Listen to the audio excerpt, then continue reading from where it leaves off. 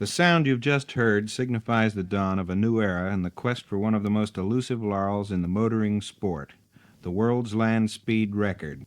The urge to be the fastest man on wheels has drawn together such unlikely bedfellows as mechanics, millionaire industrialists, professional soldiers, and even members of the peerage.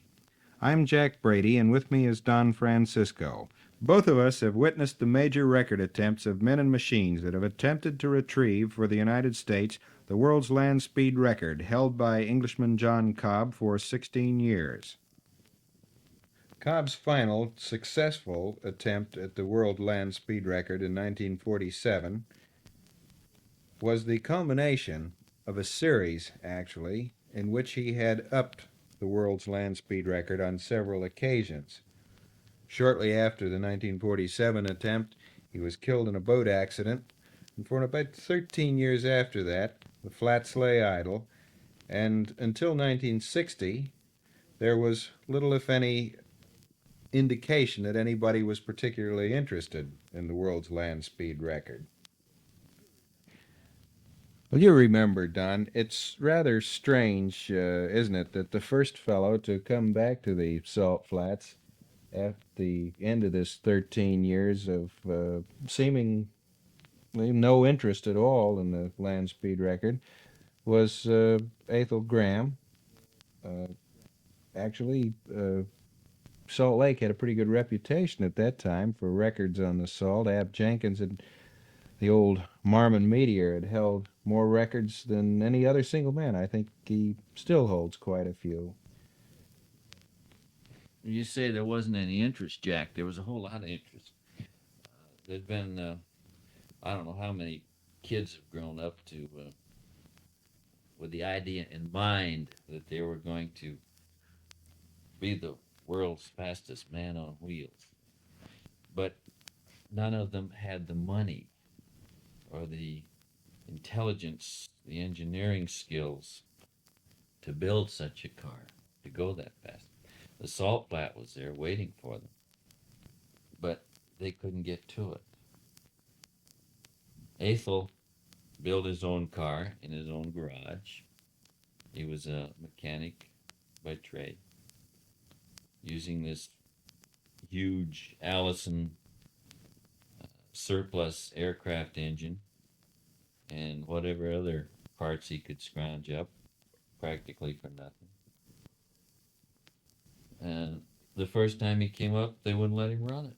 This was at the Hot Rod Nationals, of course, where they have a technical inspection, fortunately.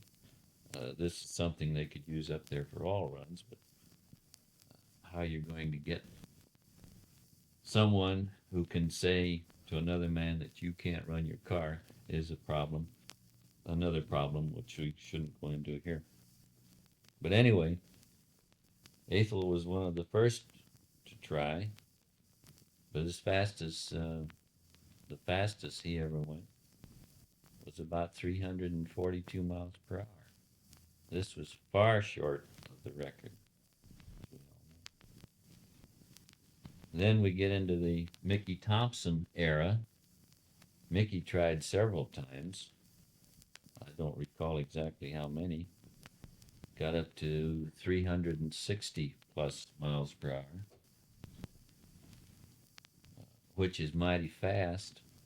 Mickey's driven the salt speeds in excess of 300 miles per hour probably more times than anybody else in the history of the land speed record attempt. Of course, he had some pretty successful machinery in the Dry Lakes days, too, didn't he? He was well over 200 miles an hour on some of his early cars. Yes, yes. The car that got him started up there was actually a dragster, a twin engine dragster that he was taking back east for a big drag meet. He stopped off at the Salt, took a run, 290 miles per hour, some such thing. This gave him the idea that possibly he could break Cobb's record with a car built specifically for the land speed record attempt. And this, from this, evolved his four-engine streamliner that almost did the job. It was a Challenger. What was it? 400 and He ran 406 one way, and on the return run, he had trouble, engine trouble, mechanical trouble. Of course, all these records are two-way averages over the same course within an hour's time. And the man with a piston engine car has trouble getting his car prepared, turned around and prepared for the return run. This is something that has been simplified by the jets. They don't have to change the oil in the crankcases of their engines, and they don't have to change the water in the cooling systems, possibly change gear ratios to compensate for a headwind or a tailwind, something of that nature. The jet has simplified this land speed record attempt thing uh, fantastically. yes, the entire turnaround for Breedlove's record run only took about 29 minutes. Correct. And it was always nip and tuck on any of the others as to whether they were going to make it within the prescribed hour. Of course, the person who, well, actually, the car that it was a transition, really, the transition from the piston engine machinery to the jet machinery was accomplished in Campbell's car and Donald Campbell's machine with the. However, Campbell stayed within the rules as set down by the International Automobile Federation, which is the sanctioning body for these record runs, in that he still had driven wheels on his car. Although it was powered by a jet engine, the power generated by the jet was run through a transmission and actually did power the wheels. So he could legally, with that vehicle, under the present regulations, qualify for a land speed record. Uh, then, well, what? Doc Gostich, I guess, was the first one to actually run a pure jet Mm. on the flats. And I don't know whether we've made this distinction clear enough or not, but the rules require now, in order to set a world's land speed record, not only that you do run the prescribed distance in opposite directions and within a certain specified time, but that the wheels for the vehicle must be driven, a certain percentage of the power from the engine must be passed to the wheels through a mechanical arrangement, whether it's a gear train or whatever it is, they must be driven wheels. I just wonder if the average person has any concept of what the salt flats look like and what the how much water means and how much weather during the winter means, so forth. You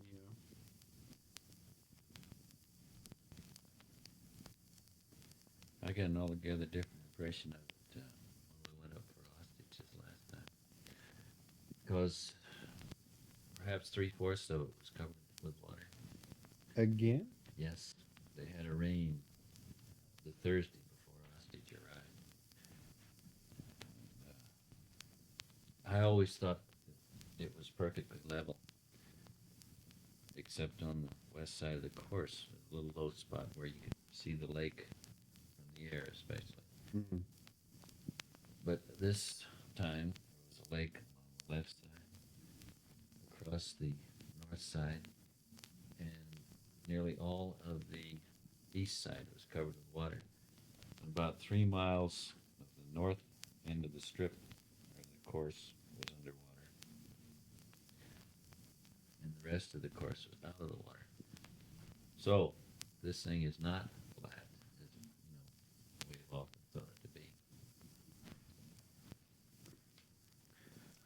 Well, you could tell when we went up the first time this year in July, right after Pikes Peak, that there, that what appears to be a trough along the left side of the course from the air, which is actually where it appears to be the deepest portion of the salt.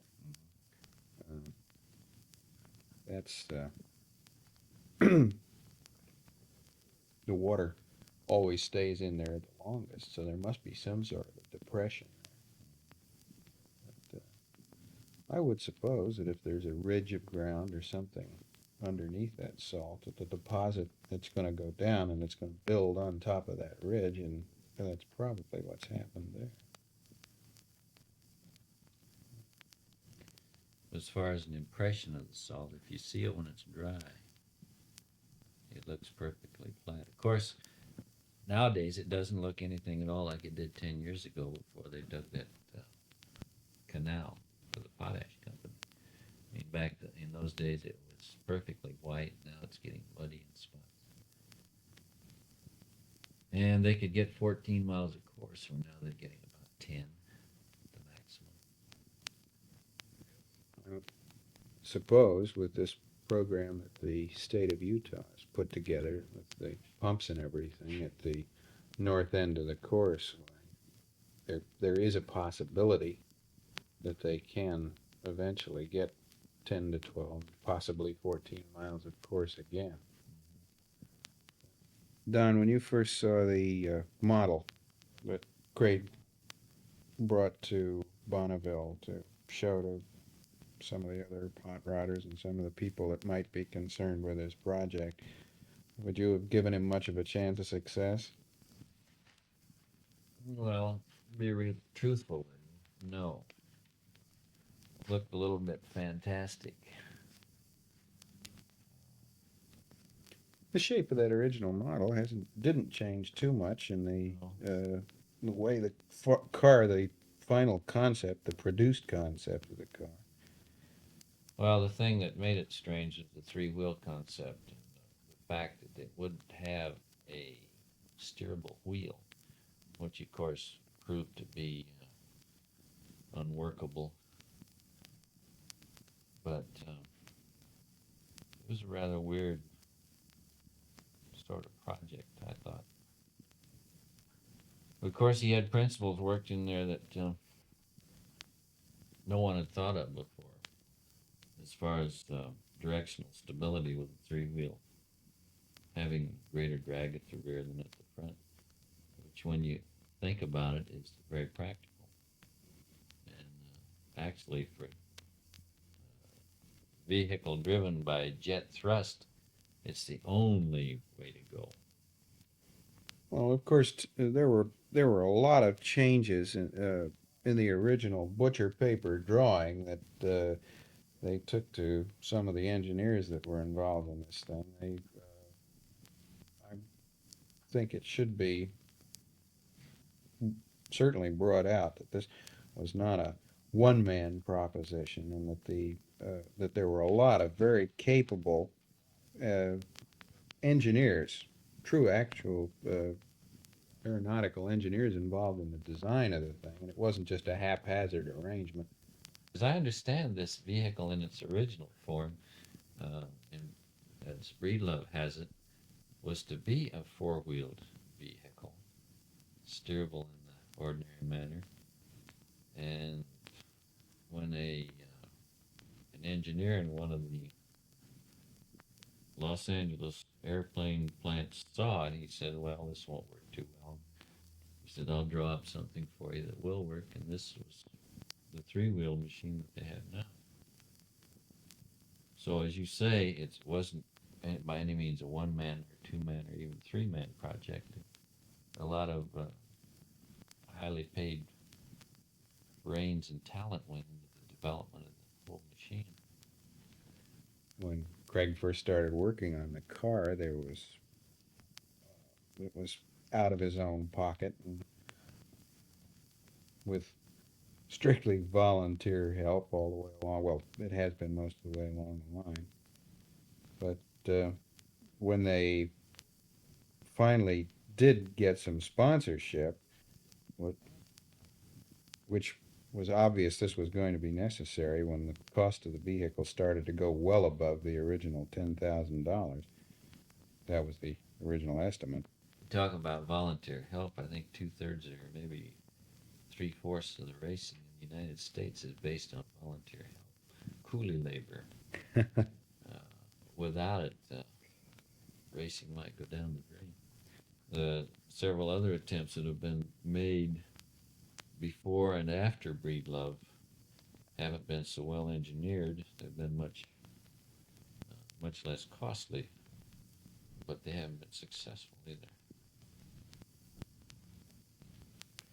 The exception of this would be Campbell, of course, with his highly engineered and very expensive vehicle that got upside down for Yes. reasons about which we can argue, Well, about which we don't agree, but it did get upside down. well, I think we agree to the extent that the lack of experience on the part of Camel himself at that time was a large contributing factor. Of course, you maintain that the machine will fly after it gets to a certain speed, and I say that it won't. But then that's purely a difference of opinion. The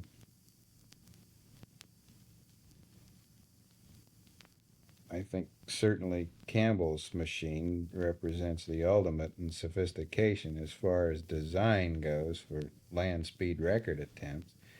Um, Everything else, except perhaps Breedlove's machine, looks a little crude by comparison. However, Camel certainly can't point to any success now in the 4 years that the project has been uh, underway, and the 3 years in which they've been able to run but haven't run, and the great deal of money and personal animosity that has practically stifled the project.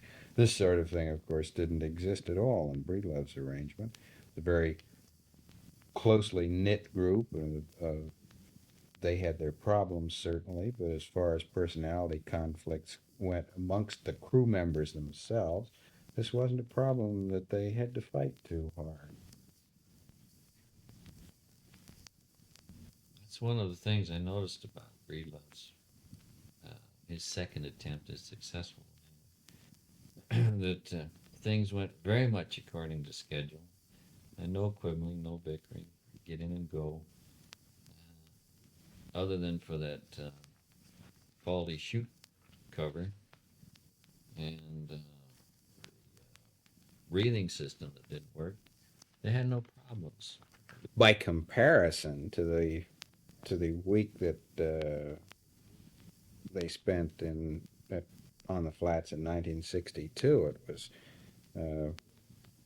there just was no grounds for comparison. If you remember that first day even after the slow speed runs that were made on the air station in Wendover, things didn't appear to be in too bad a shape, but the how even from the start they couldn't even get the jet engine to fire.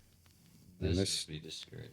Yes, and this went on and on and on. And they made, what was it, about 2 attempts for a start on that first day, and then had to abort both of those because of their fuel flow system was in bad shape, and they got almost up to dark before the first successful start was made, and that was after a week of fiddling with the machinery. And they had to abort that first run.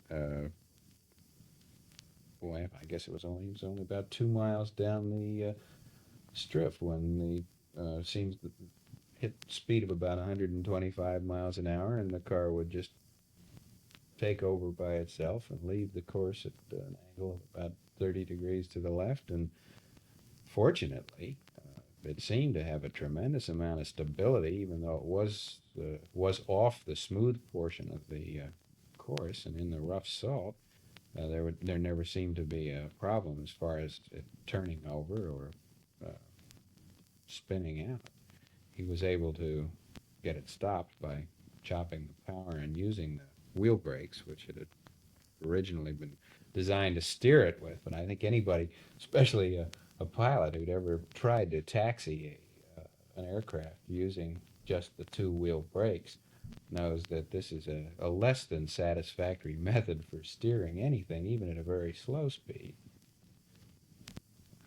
I think that they placed a lot of confidence in being able to get the car up to the point where the aerodynamic aids would take over and they could steer with the fin under the canard fin, as they called it, under the nose. Unfortunately, they never got on that first attempt, at least, to the speed where the aerodynamic aids could take over. If you'll remember, Jack, I, for one, was extremely skeptical about this steering even in '63 when they'd made the nose wheel steerable. When they told us that they had 1 degree of steering, which when we figured it out was slightly less than half an inch, that this front wheel would move to steer this vehicle. Well, I thought this guy was, no better off than he was a year before. But as it turned out, he could follow the black line with absolutely no trouble at all. This 1 degree gives the vehicle a steering radius of 1,300 feet.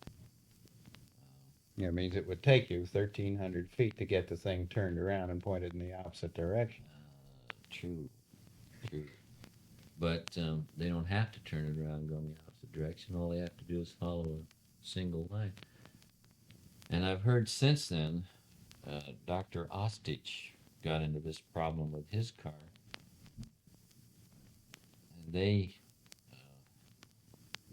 computed that if you turn the wheels, the steerable wheels, more than 1 degree, you're going to lose traction anyway. In other words, you only have 1 degree of steering as far as your wheels are concerned.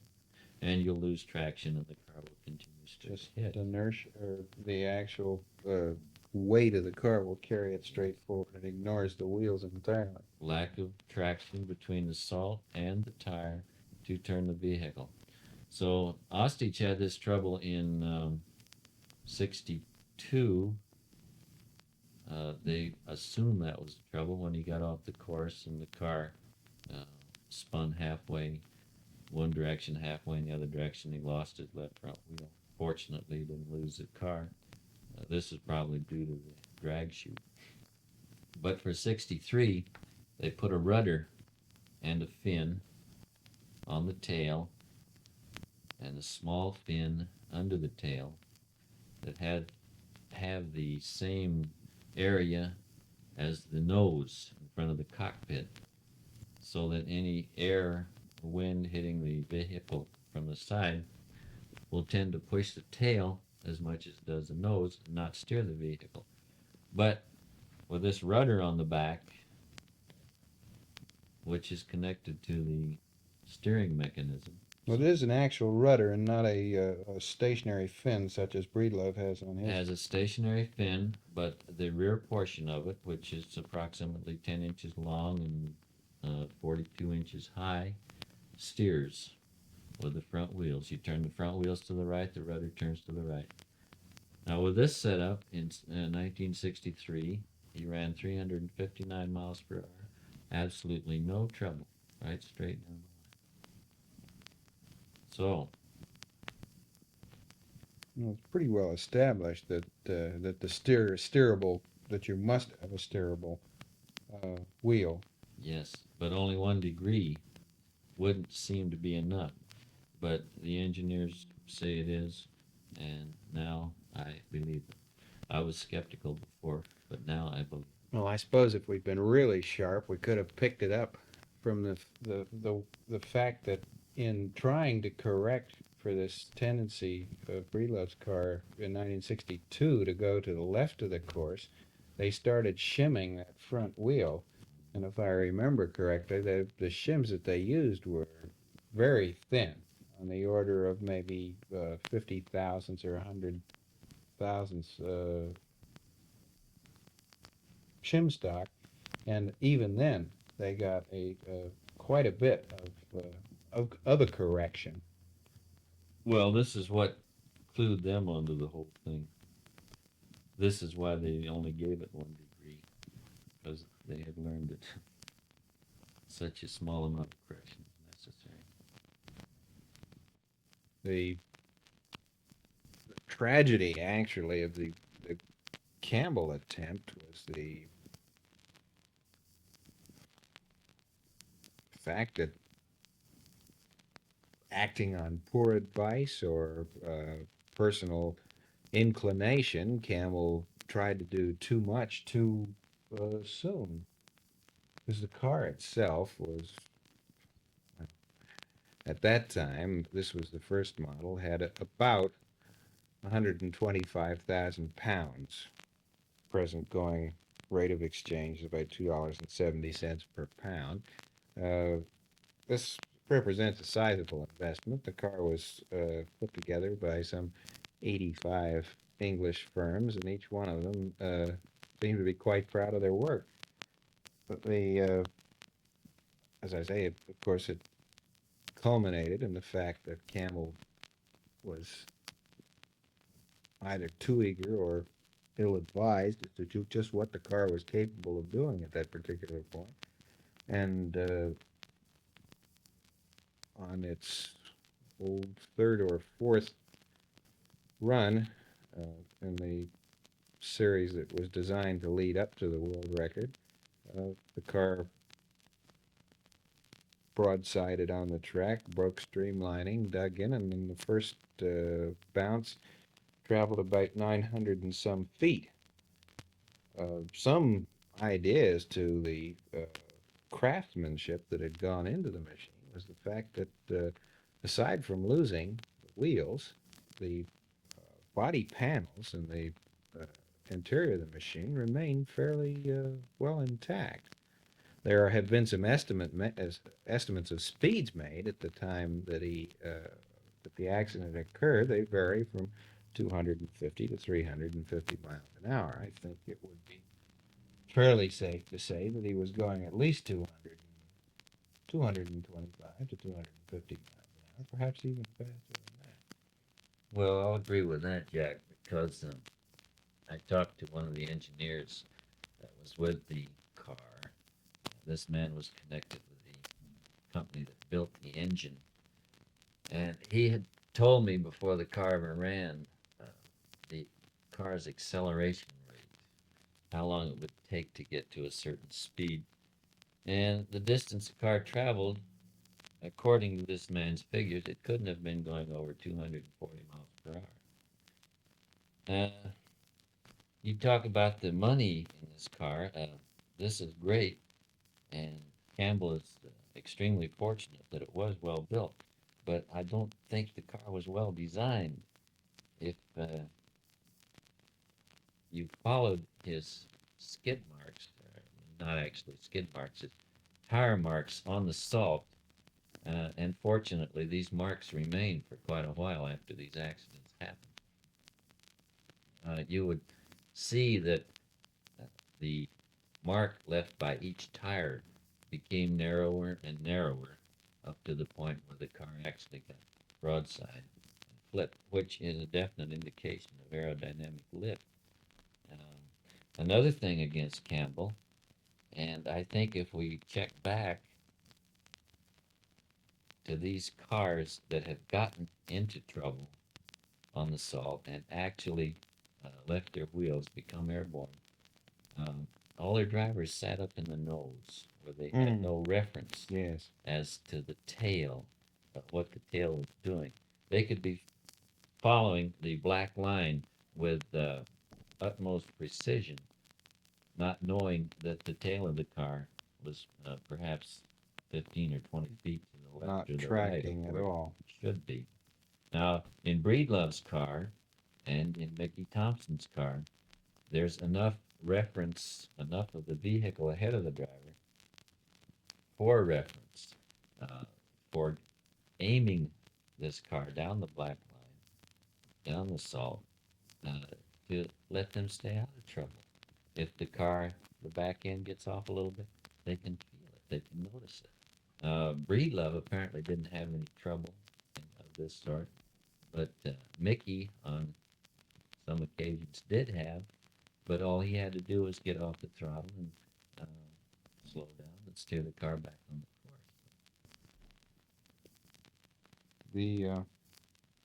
I know they realized that this problem existed in Campbell's machine, this lack of forward reference, because they built a projector. Actually, it was based on the gun sight type arrangement, that the projection gun sight that was used in World War II, to give him a reference point out in front of the car so that he could tell if the tail was moving. They were aware of this problem.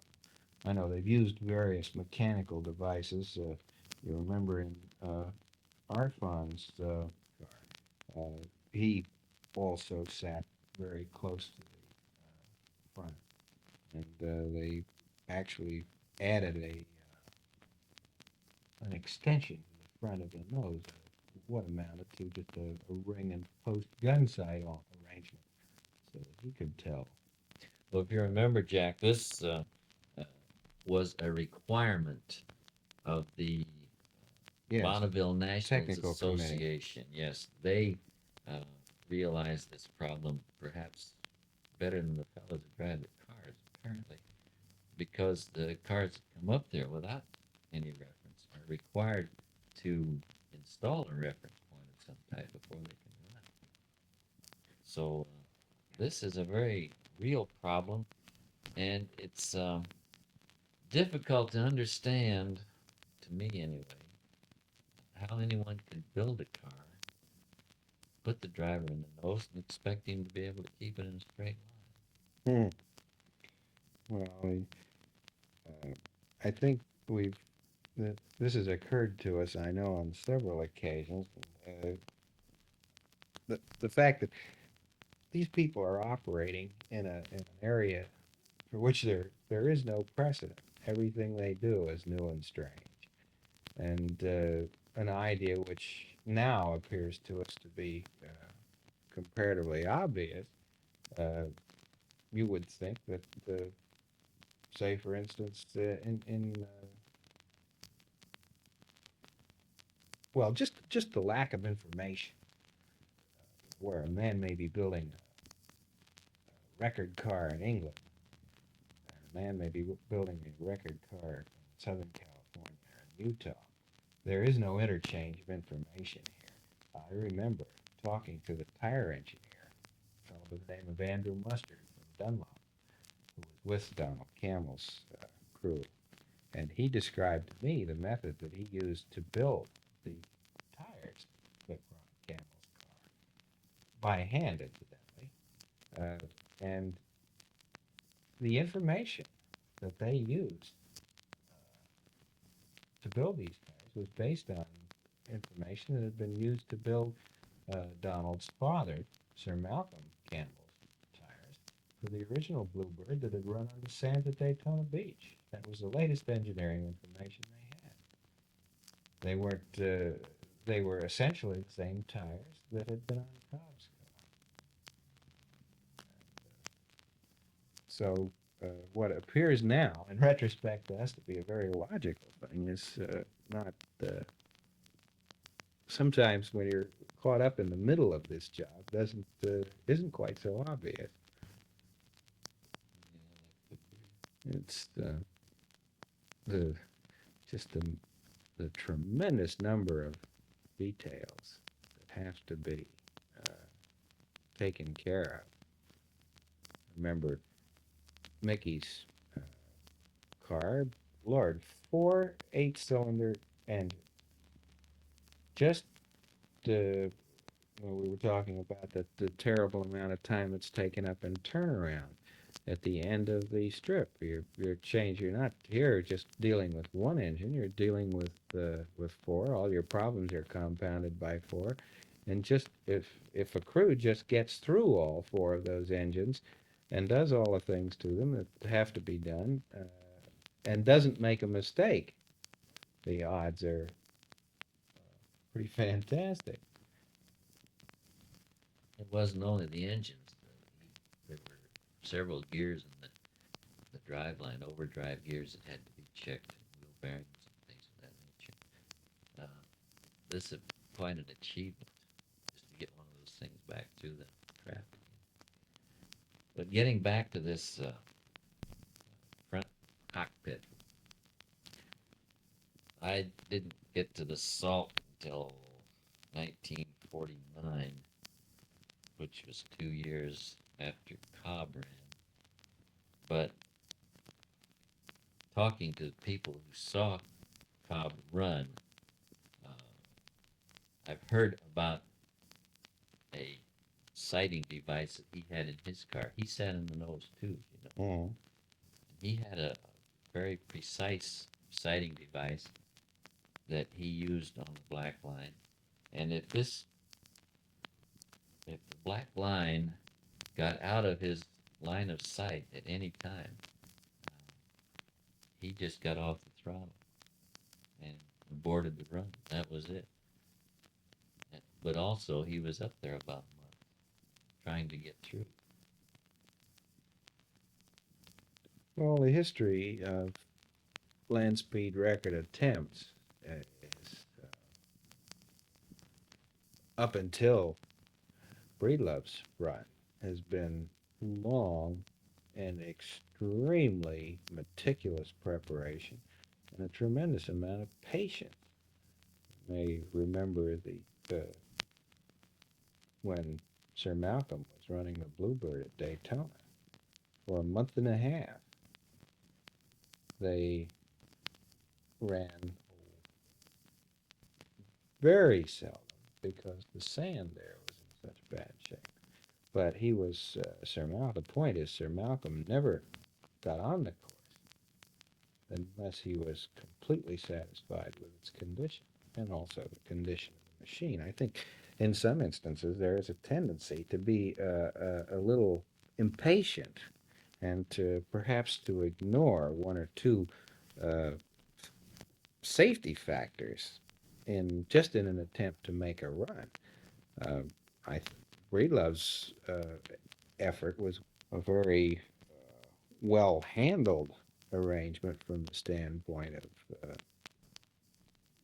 safety and the considerations that were given to him.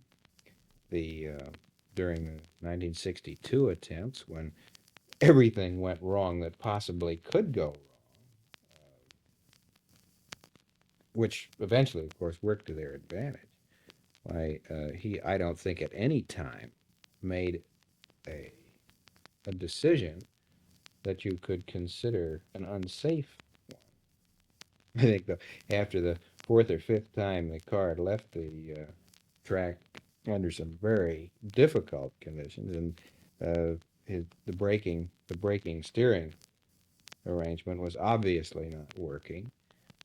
Some might have questioned the wisdom of him going on, but they did certainly go on long enough to learn the problems that they were up against, and evidently benefited from them because the when they came back in 1963, the problems that had been problems before just no longer existed. They had done a tremendous amount of engineering on the car, re-engineering, rebuilding, and seemed to have chased down the majority of their faults. I'm amazed that in the time that was available to them, that they were able to accomplish as much as they did. You mean between the 62 and the 63 run? Yes. Yeah, well, this was a full-time job for Craig and for Quinn Epperly, the man who did the metal work on the machine. Uh, the complete year was spent working on this machine and making the changes that were recommended by the engineers, getting everything set up correctly. But uh, something perhaps the average person doesn't realize about running at the salt is that the machine, its driver, and the crew are all subject to the whims of the weather. I mean, you can be sitting on this salt, and at one end, the wind can be calm, and the air can be clear, not a cloud in the sky. At the other end of the course, the rain can be coming down in drops as big as ping pong balls, and the wind can be blowing. And in the middle of the course, perhaps the wind is blowing in another direction. Um, this could drive a man out of his mind. But Craig, in his 63 attempt, was very fortunate. There wasn't any rain, and there was only one day when the wind was bad enough that they didn't feel they wanted to run. And as it so happened, they had other things to do. Uh, their schedule wasn't upset at all. It became pretty obvious that the preparation was going to that they were going to make it. Of course, I'm always how many times again have we said, well, this looks good, and everything's working for the guy, and then all of a sudden, uh, set of circumstances occur as much as it did with Waldorf Farms when it looked like he was going to have a very good chance at the record, and then just because the salt was wet and the wheels picked it up and threw it into his engine where they wouldn't have done it ordinarily, and all of a sudden he has a problem that nobody counted on, so he failed.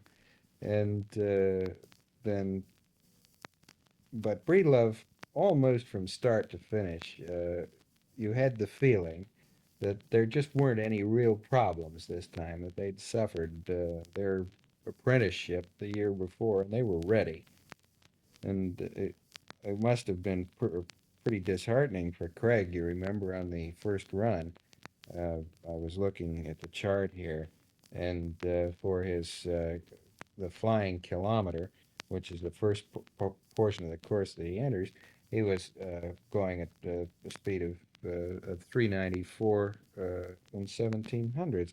And then the speed drops off in the mile, which it shouldn't do normally. He should be accelerating through right through the 10 kilometers if everything is working properly.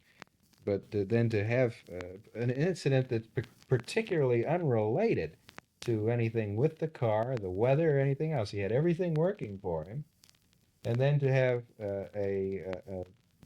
one of the newspapers that was covering the attempt had an airplane in the air. You remember?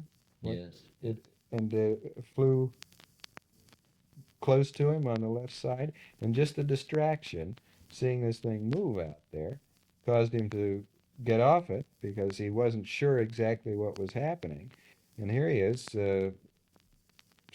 launched on with everything working for him, and was only able to his best speed was the first the kilo, the 394, and it must have been doubly disheartening when he came back, even though the speed was fantastic, to have been able to do it both ways. His return speed over the measured over the kilo was 423.5 miles per hour compared to that 394. It was 428 in a mile. That was the fastest. Uh, you know, perhaps the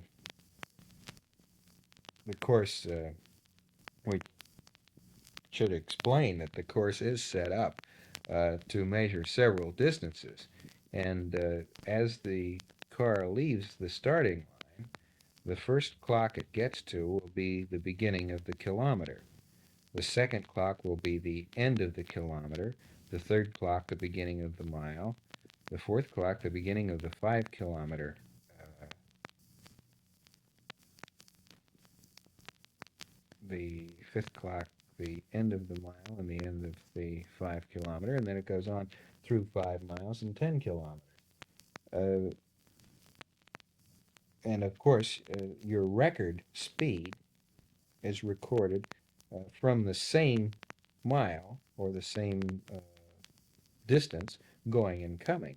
So if you recorded the fastest speed in your first kilometer going down, you would have to come back to that kilometer going back to record a record in that particular space.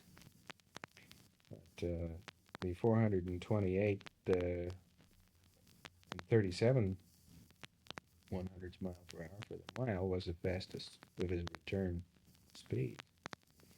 That's the fastest anybody has gone on the surface of the earth. And I don't know what prompted you, Jack, to be at the timing stand for that run, but it was sheer luck that I was there, probably because I happened to be riding with you. But previous to this, we'd been at either one end or the other when he started. But I'll never forget standing on the top of that Volkswagen bus of yours and watching this machine go by there at 428 miles per hour. This was He looked fast, didn't he? oh, That can be very deceiving. this was, well, I don't know how you would put it into words. I remember one time watching the Queen Mary steam out of the harbor at New York, and this flashed into my mind as this car went by. Something about its appearance, that the size of it, the speed it was going, that kind of made your skin crawl a little bit. You knew that he'd set a record even before our good friend Joe Petrelli, and I've never seen him look more dignified when he turned around and stepped away from the computer there and said, "Gentlemen, we have a new world's land speed record." Yes. And it was quite a thing. You know, Jack, although this is a jet propelled vehicle that's not driven by its wheels, uh, which puts a question mark in a lot of minds, this was a tremendous achievement. And it's something that may not be topped for a long time. Uh, if it is topped, Craig says he'll be back up there the following week to boost the record again. And from what I've seen, I've no doubt that he can do it. Well, a thing that is from the standpoint of excitement. Remember the days when Easton and Cobb were battling back and forth with the raising each other's records. It was, it kept the whole country on their on tenterhooks. Everybody was waiting to see who'd do what next. And of course, those speeds then were just as fantastic as this speed is now to be able to just 428 miles an hour. Yeah, that's fast. When Mickey's was fantastic. I mean, nobody was, even though it was only a one-way run, I think it really couldn't have made much difference to most of the people that knew about it. They figured this was fast. Whether it went into the official record books or not, it was fast. And of course, then to have this thing go that much faster again. On partial power, too. Oh, yes. It's got lots of thrust left there that It was hasn't been used. 82% of power. I think that's what they said. 82% of power and about 90% of RPM. With more available with minor modifications. Yeah, with an afterburner or with the some means of restricting your tailpipe, the eyelashes.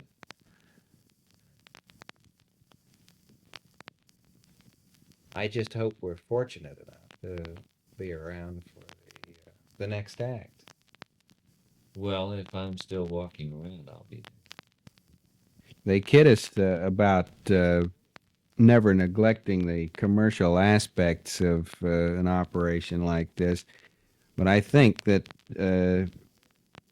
it would be very difficult to get through this whole operation without saying a good word for the two major sponsors for the attempt. And I'm dead certain that without Shell and Goodyear to do the majority of the financing and the engineering research on the tires and the wheels, there wouldn't have been any land speed record attempt in this particular instance. Well, there's no doubt at all about that. Just one word there would explains the whole situation, which is tires. None of these fellas can run without the proper tires. All the money in the world wouldn't do them any good without proper tires. But the fact that Breedlove got both tires and money is nothing short of remarkable.